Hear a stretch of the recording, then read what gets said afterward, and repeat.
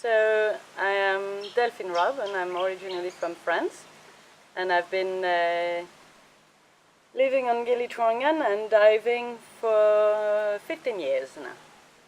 So, Fantastic. yeah. Tell us a little bit more about your diving story. How did you start it? What did you go through? Okay. How did you end up here? So, so when I was young, I watched a film called Big Blue about the life of Jacques Mayol, and that gave me, I don't know, the envy, the willingness and the motivation to dive and to be, and also because of my name, like everyone was calling me Dolphin. So I felt attracted by the sea and the ocean. So after training myself with my brother in a bathtub and how to hold our breath, I started to look into where I could go for scuba diving. Free diving was not really accessible for everyone at that time. And so, and I looked into the French system that is actually quite difficult to start diving with, and at that time as well. So I had to wait to be 12 years old to go for my first dive. And as soon as I was 12 years old, I went to the club and did a dive in a pool. And then I was traveling in Réunion Island, and so I could dive with like proper fish and things like this around. And then I didn't do much diving because I was young and studying. But after finishing my study, I went traveling around the world. And anytime I could save a bit of money so I could go for a dive, then I would go for a dive anywhere people recommended. So, and then after traveling for almost 2 years, I decided that I will do my dive master and diving instructor course in the Gili Island because I chose Indonesia because it was like great, and some people recommended me. I was like, oh, you love horses and animals and scuba diving, you should live on Gili Trongan. And that's why I came here, and I'm still here now. So, yeah. Now, later I will explain, but I'm working for the Gili Cotra, so I'm working a lot with the rubbish. So anytime I can go in the ocean for a dive, it's just like, clear my mind, and I can connect to my blue heart again. What is your first experience diving? First experience? So as I said, the first experience breathing underwater was in a pool in France, and then I could go in Réunion Island, where it was beautiful and everyone, but I didn't really like the way the diving instructor there were treating the environment. They were like making jokes about like squeezing sea cucumber just so you get the intestine out and make the student touch them so it's sticky, and then you're like fighting with this sticky tentacles the whole time, and then poking the lionfish and things like this. So my first experience was amazing because it was like clear blue water, but I felt like there was something wrong happening about how they were treating the ecosystem there. There was not really any sustainability into that. So that's also why when I came here in Gili Island and the Gili Eco Trust was already existing, I was so happy to see that all the dive shops were working together, not only with a price agreement, but also to try to conserve the environment or restore the ecosystem from which each dive shop lives from. So yeah. What is diving for you in the moment? Diving for me at the moment is either maintaining the Biorock Reef Restoration project that we have, but also teaching. So every month or 2 months I'm teaching for 2 weeks some people from all over the world about marine conservation, reef check survey, and Biorock technology. And we're also teaching them about reef gardening and identification of the different things that are in the marine ecosystem, what is good, what is not good, if it's balanced or unbalanced. So now my diving experience is more into raising awareness, because sometimes it's quite hard to explain to people how we do reef gardening.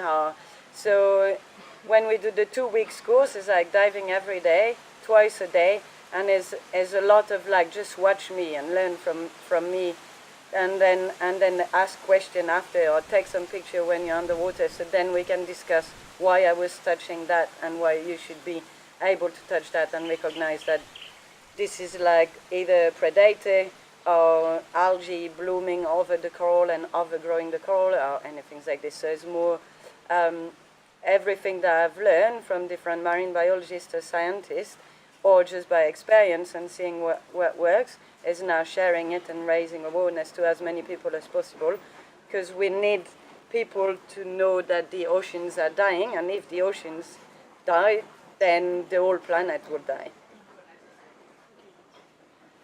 Would you recommend anyone to start diving and why? Well, for recommending anyone to start diving, yes, and anywhere in the world, no.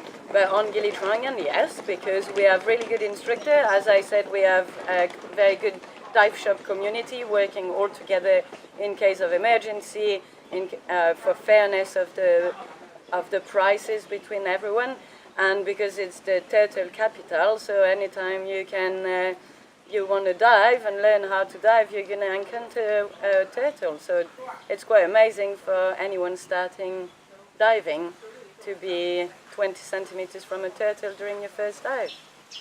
Absolutely. What's the funniest story you had around diving? Well, I had many funny stories with students, but it's not always good for their reputation of what happened.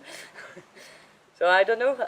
Maybe one time I had someone who was so scared of clearing his mask that he tied his mask so much that he lost both glasses and went to me like this, like he had a problem, and I didn't notice that it was just water and no more glass. And then so after noticing that he was not clearing his mask properly, I had to swap and finish the dive with a mask with no glasses, something like this. But then, yeah.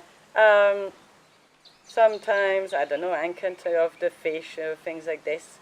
Or people who are like, oh, look at this triggerfish, he's so nice, he's coming to see me, but actually the fish is trying to defend his territory, and you have to swim away holding the customer who still want to pet the fish. So, yeah. Any other stories that stand out from your diving experience you want to share? I don't know. I think anyone should try diving, even if it's just in the pool and it's breathing underwater, because it's the best way to connect to yourself. You know, when you want to meditate, you actually focus on your breathing first, and then every thought that comes into your mind, you imagine is just a cloud passing by. And when you scuba diving, you become so aware of your breathing, and your whole body feels so light into the water medium. So I think for anyone to connect to the planet and to the nature, I think scuba diving is one of the best experiences, not only for connecting to your breathing, but also connecting to the environment that is just so close to you. And then doing 1 hour dive on a coral reef, you're going to be able to see thousands of species, rather than 1 hour walk in the forest, maybe you're going to see 20 species. So all the colors, all the life that the coral reef is bringing you, and all the joy, and again, the peace that connected to your breath is giving you by scuba diving. I think it's one of the best experiences that anyone should do. Any piece of advice you would like to give to people who plan their next diving? Well, yes, choose Indonesia to come for a dive, and then choose carefully the dive shop in terms of if it's outside of Gili Trangan, then choose a dive shop carefully in terms of protection of the environment and how they're going to teach you how to dive. Remember that the buoyancy is one of the most important things, so you can relax during your dive. And you can also avoid kicking or damaging the environment while you dive. But most of all, Indonesia is the highest biodiversity for coral reef, and so Indonesia is a must for your diving life. How do you imagine Perfect week of diving. So if you come to Gili Trondheim and you learn how to dive, and then you get some good contact to go to the closest amazing place, which can be Komodo National Park, or if you want to go see manta rays and Mola Mola when it's the season, to go to Lambogan. But maybe 3-4 days in Gili Trondheim, and then fly to Labuan Bajo and go and see the manta rays and the Komodo dragon, and doing some amazing dives in the national park there. How do you see the diving world evolve in the future? Diving world in the future? I hope it will carry on expanding with more and more people diving, but moreover, I wish that everyone start raising awareness about the oceans and how to protect that. Not only people walking on the beach, but also people diving, just going on the boat will collect some plastic, or will start thinking when they have to use single-use plastic about an alternative solution, and then supporting the proper businesses who are actually doing conservation efforts. So I hope we will have more and more divers, but most important is more aware diver. Can you tell us now a little bit more about your passion around that's- conservation Okay, and so media could trust? How yeah. it started? So when I did my diving instructor and I started to teach how to dive, after a while it was not that it was boring, but it was kind of repetitive, and I'm always trying to learn more, and I felt like with the salary we earn from those students we teach how to dive, we could actually give back to the reef. So at that time, it was in 2004, we looked into what we could do, and I found the BioRock technology, and so that's how I started to learn and then apply the technology on the island, and then dive with the inventors of the BioRock technology, and learning a lot about protection, conservation, or what we can do for the reefs. So yeah. That's great. What about, tell us a little bit more about the BioRocks. So BioRock is an amazing technology which allow you to grow coral 2 to 8 times faster, and then they are up to 50% more resistant to stress. So the survival rate is much higher than the normal reefs. So we built some steel structure, and then we're going to sink the steel structure, and then we're going to run through the steel structure in very low direct current electric current, and that is going to happen in between a cathode and an anode. So we're doing an electrolysis underwater. So the steel will not rust, because anything in steel in the sea will rust away and so pollute the sea. But the steel structure is actually going to grow calcium carbonate or limestone, which is also the exoskeleton of most of the hard coral. So when you attach loose coral pieces, which have 90% of chance of dying because they're not cemented to the seabed, you attach them on the BioRock, not only they're going to grow faster, but they're also going to become more resistant to any stress, and they're going to grow super fast, and then you can either cut or take the bits from that falling off because it's too big, to plant on another BioRock or replant on the reef. So yeah.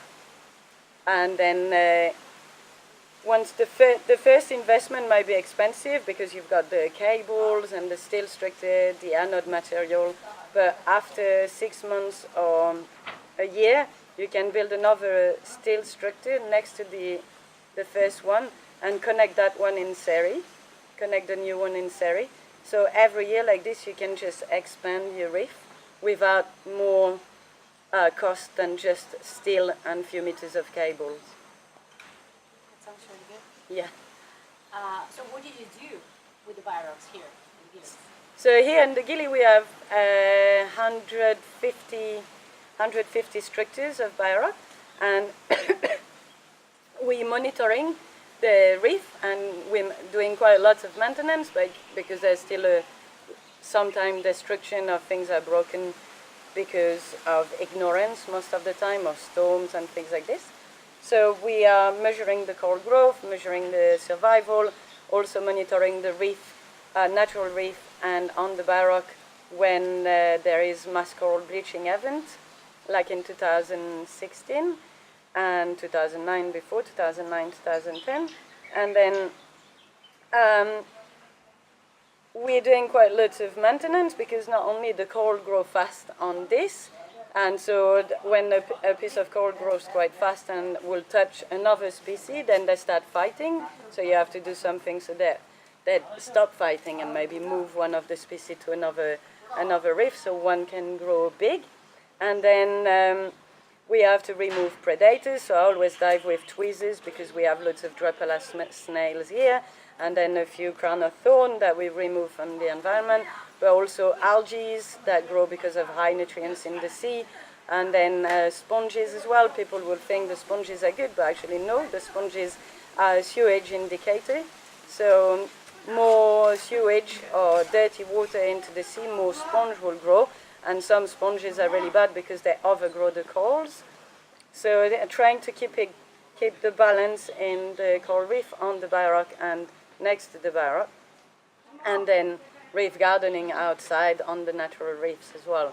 So that's what we do on the Baroque, and then depending on the students we have here, internship or master thesis, things like this, and what they want to study on it. Yeah, maybe tell us a little bit more about the Gilliaco Trust. Okay. What is it and So the Gilliaco Trust was created by the 7th first dive shop on Gili Trongen, and it was to support the efforts of SADGAS, and SADGAS was a youth association who decided to fight against the dynamite fishing that was happening around the island, and to stop the destruction of the reef and the future of coral reefs. So the Gilliaco Trust was there to support the effort of SADGAS. SADGAS was patrolling and doing a fisherman agreement to stop the dynamite fishing or any destructive fishing method. And so what happened is that we had, I joined the Gilliaco Trust after learning about the Baroque because the Baroque was giving another reason for the Gilliaco Trust to exist, restoring the reef rather than just defending the reef.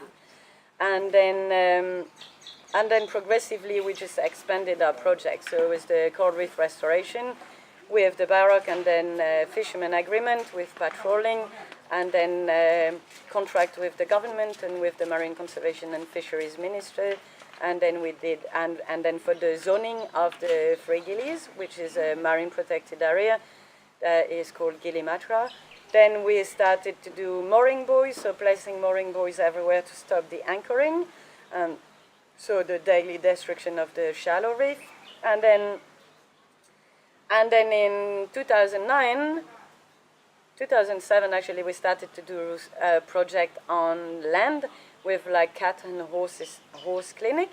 It's always easier to work with animal and coral reef than with human, but then no choice. In 2009, we had to go towards human. So starting with the young one, education at the school about the coral reefs, and then progressively going into waste management and cleanups, and raising awareness about the amount of plastic in the oceans, about waste management, about how to select your rubbish, so there's less rubbish ending up into the landfill and more recycling, and then turtle conservation as well, because in Indonesia it's only from last year that they start having some proper laws about not keeping the baby turtles into a tank, but actually releasing the turtle as soon as they hatch, so they can get proper instinct and compass and come back into that beach to lay their eggs once they have the adult size.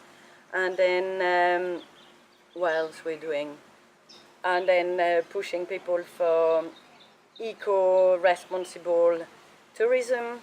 And we have big dreams, and big goals with like proper waste management, eco-rangers around the island who could teach on a daily basis and door-to-door people how to select their rubbish, and and so, and then also enforce it, and then at some point being able to put some local laws of banning the plastic bag, banning the plastic straw, banning the plastic cutlery from the island, making Gili Trawangan an eco-example for the rest of Indonesia, but then the rest of the world as well. And we believe it could be done because the island is only 7 kilometers around. So in a way, it's easy to handle because not too many people, but there's also 1 million visitors a year. But if we get the local people to feel responsible of their own rubbish and aware of the rubbish selection, and so learning every day, then maybe we will skip the 2 generations it took in Europe for people to change their habit in rubbish selection. So that is our main project now since last year, and so we're looking for grants, for awards, for funding, so we could have enough money to pay 10 people minimum, but actually 20 people will be good to go around every day for the green patrol for illegal dumping, illegal burning, but most important is like a personalized daily door-to-door education about rubbish selection. So we have the government support, but as you know, they don't have much money, and they are building massive rubbish or waste management facilities that we are waiting to be ready, that should be ready this year, they promised.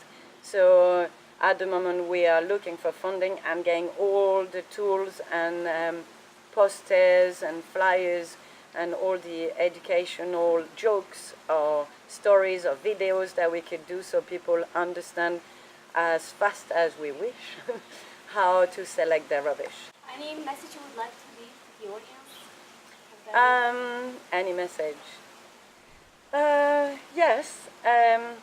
Anytime you go traveling and you see, or even at home, just be responsible of your impact. Always try to look into where's the waste going, where's your waste going, and how you could help to reduce it.